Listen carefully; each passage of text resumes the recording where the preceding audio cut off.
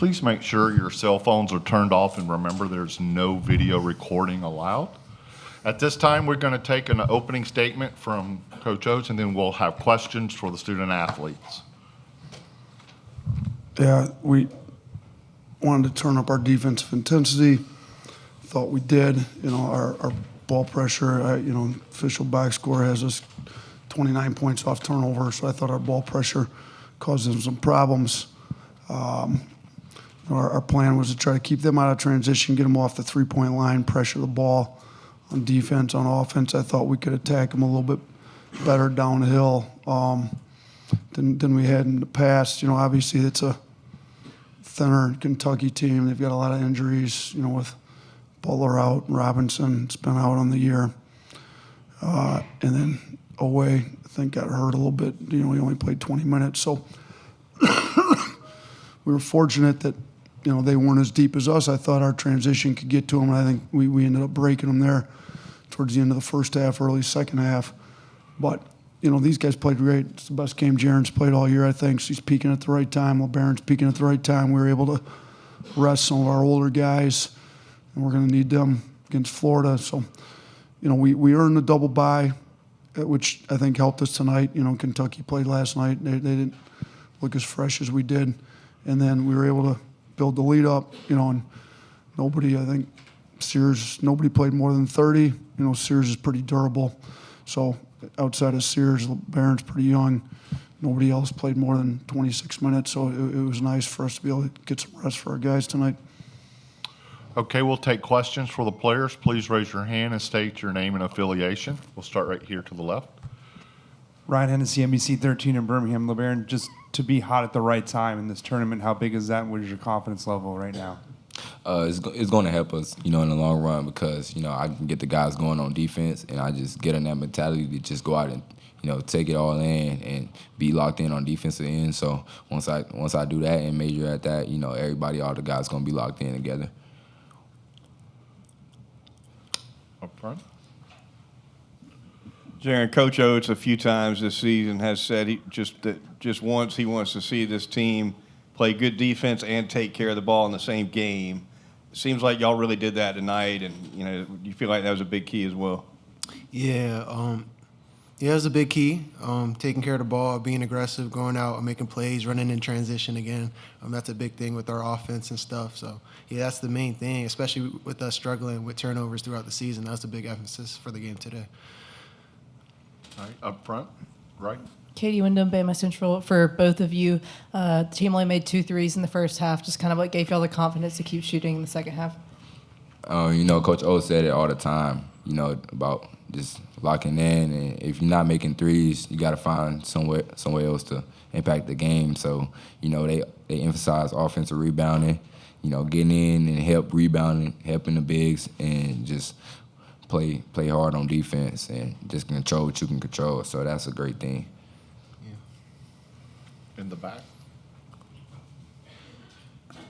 Hey, Emily Smart, Tuscaloosa News. This question's for Labaron. I just wanted to ask, I counted 3 times that you had a driving layup off of an opponent turnover tonight.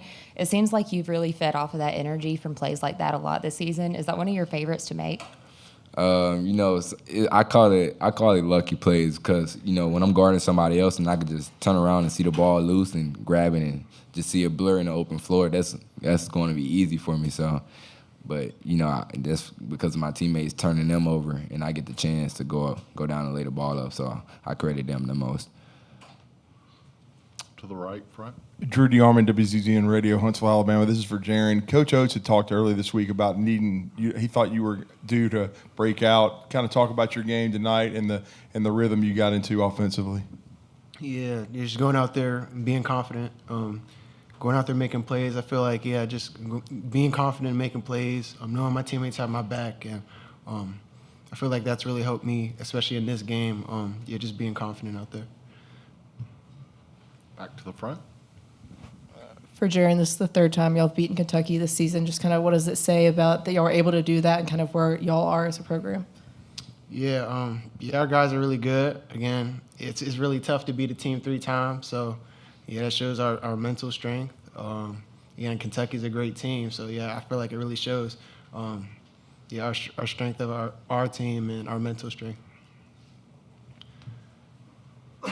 Any other questions for the players? Okay, gentlemen, you're released.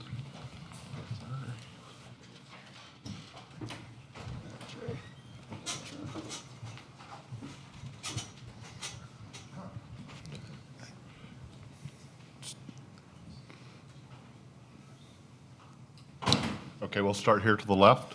Coach, you talk about peaking at the right time. What we saw last year down the stretch and going to the Final Four, what Jarin did. Are you seeing a little bit of that? And how dangerous can this team play tonight? Shoot, I hope that's coming. It looked like it tonight. I mean, if he hadn't gotten foul trouble, he was headed for, maybe a double-double, 20, and for sure he's headed for 20. So, he got that first drive, the and one. Good to see him finish at the rim aggressively.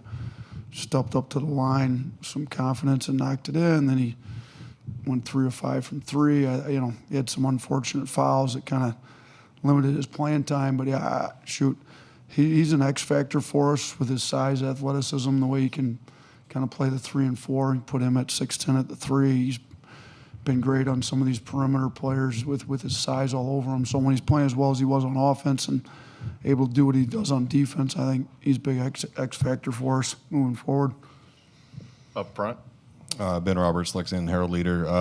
You guys held them to 5 to 19 on threes, both among season lows. Just how big a part of the game plan was that, keeping that away, and then you mentioned the ball pressure with Butler out. How much did you guys think you could really disrupt those young guards? Yeah, I thought we could really pressure them. We pressured them at our place some, not as much as we'd have liked. But, they're down a little bit. Owe ended up having 5 turnovers himself. So I think part of it is, too, we've got good matchups on Owe. We've got tough, physical. He kind of just overpowers most guards in this conference, between Youngblood and then Diabate, Jarin Stevenson with his length. We've got different guys that are tough enough, strong enough, physical enough to kind of guard Owe.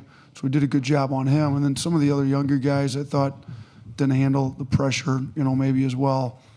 So, we ended up turning over 16 times. It's not a drastic amount, but it was more how the turnover. They were live ball turnovers that we went the other way and got layups and stuff off of. So, and then with the threes, we know who their shooters are. We didn't want Brea got too many off, but ended up 2 of 7.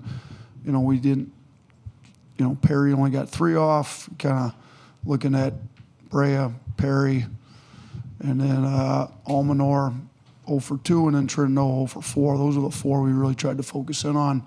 So you kind of add those up. They're, 2 for 13, 3 for 16. So the 4 main guys, still too many they got off, but 3 of 16 wasn't bad for their main shooters. To the front. Chase Goodred with the Tuscaloosa News. Coach, this is the first 3-game win streak over Kentucky in school history. What do you think that says about just the direction of the program? Yeah, we've kind of established ourselves as a top 10 program in the country over these last 4 or 5 years. So, while Kentucky's good, we're also good, and it's going to happen.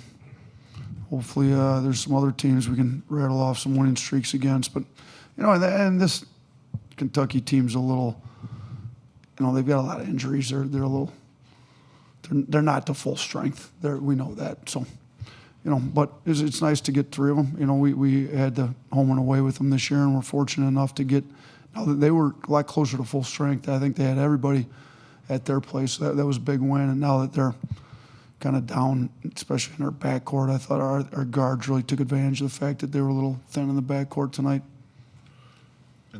Yeah, Coach, Kevin Brockway, Gainesville Sun, you get the rematch with Florida, a team you saw not too long ago. Just curious about, the familiarity of that being a factor, and then also, rebounding was a big issue in that game, how you address kind of the boards in the second meeting in that matchup. We're going to need Cliff, Grant, Diabate, Jarin Stevenson. Our front court's got to be a lot better than they were last game. And so does our backcourt, to be honest with you. We just weren't very good. So, there was a few positive things we did against them. Second half, we kind of let it get to us. I thought their physicality, we were going to have to really lock in to being significantly better against them. But they're one of the better teams in the country. I mean, they're fighting for a 1 seed like we are, so this will be a big game for both getting to the SEC championship and a 1 seed. Right here in the Can I get another water, please, from somebody? Sorry. You talked already in your opening about Labaron playing his best basketball right now, kind of. But what did you like kind of about his aggressiveness tonight and driving to the rim, and then also to keep shooting threes even if they weren't falling? You know, I told him on the one, he shot the one. I don't know if it got tipped or what, but it was an air ball. Then he passed up a couple immediately after. I said, just because you miss a shot, we're not passing up open threes. Like, that's not how we're doing it. So, you know, he stayed aggressive. He only hit the one, but at least he was aggressive, which keeps him honest, and then he's able to get downhill. I thought the steals and the points off turnovers kind of got him going out in transition a little bit, got him aggressive, going downhill, finishing the rim. So, you know, he was good. I mean, he's instinctual player. Got some steals. You know, he ends up with 3 steals on the. I thought his defensive intensity kind of fueled his offense tonight and got him going downhill. right here. Coach Drew DeArmond, WZZN Radio, Huntsville, Alabama. How big was it for Jarin? He had 4 fouls pretty early in the second half. You had to take him out, but he came back in. He was able to stay on the floor, got a loose ball, played pretty well on the defensive end. How big was it for him to stay on the floor with the bigs in foul trouble? Yeah, I mean, he got that block after he had 4 fouls. He ends up with 3 steals. I thought he was really good for us defensively. It was big that he was able to stay out there, you know, because, like I said, you know, we were able to rest some of these guys. You know, Cliff plays 13 minutes, Grant plays 16 minutes. You know, some of the young guys with a little fresher legs were able to play some of the heavier minutes with, especially in the front court. You know, Jarin and Diabate and Aiden Sherrill all, I mean, Aiden at 15, but Diabate and Jarin both played more minutes than Grant and Cliff. So we're going to need the entire front court healthy for Florida, but I was super happy for Jarin. I mean, we needed him to play well. He needs his confidence. He got his confidence going tonight, so hopefully we see his confidence at, you know, a really high level moving forward here in March. Far left. David Sisk with Cats Illustrated. Coach, you had 80 possessions tonight. With Kentucky's depth situation, was there a certain number that you wanted to get to? You know what? We like to get to 80, and our for whatever reason, we the guys that run our analytics box score, 2 of them got the flu while we were here, and so we got some subs in, and I don't have it in front of me, so I don't even know how many possessions we had. So none of my analytics box scores in front of me because apparently our subs in the analytics were not as good as our subs in the game. So I don't have it. So how many possessions was it? Perfect. So we got to 80. That's what we'd like to get to, especially with a team that would like to run with us. So yeah, that was good, especially with their depth being as low as it was. How good was it to get Darion back in for some game action after he's been out for a couple weeks? It was good. I mean, we knew he's going to be rusty. It's hard when you don't practice for, you know, a few weeks in a row. You only had a few practices. You know, he's trying to attack Andrew Carr, who's definitely got a few inches on him. But, you know, he had the good kick out to Jarin in the corner. I thought, you know, he was able to get a little flow, knock some of the rust off. You know, we were able to get him almost 10 minutes. So I was happy with the way he played. You know, he didn't have a turnover. Got the one shot, you know, that he probably shouldn't have taken, but he was able to get a couple of rebounds. He had an assist, so he wasn't bad in his minutes. Any other questions? Okay, thank you. All right, thanks.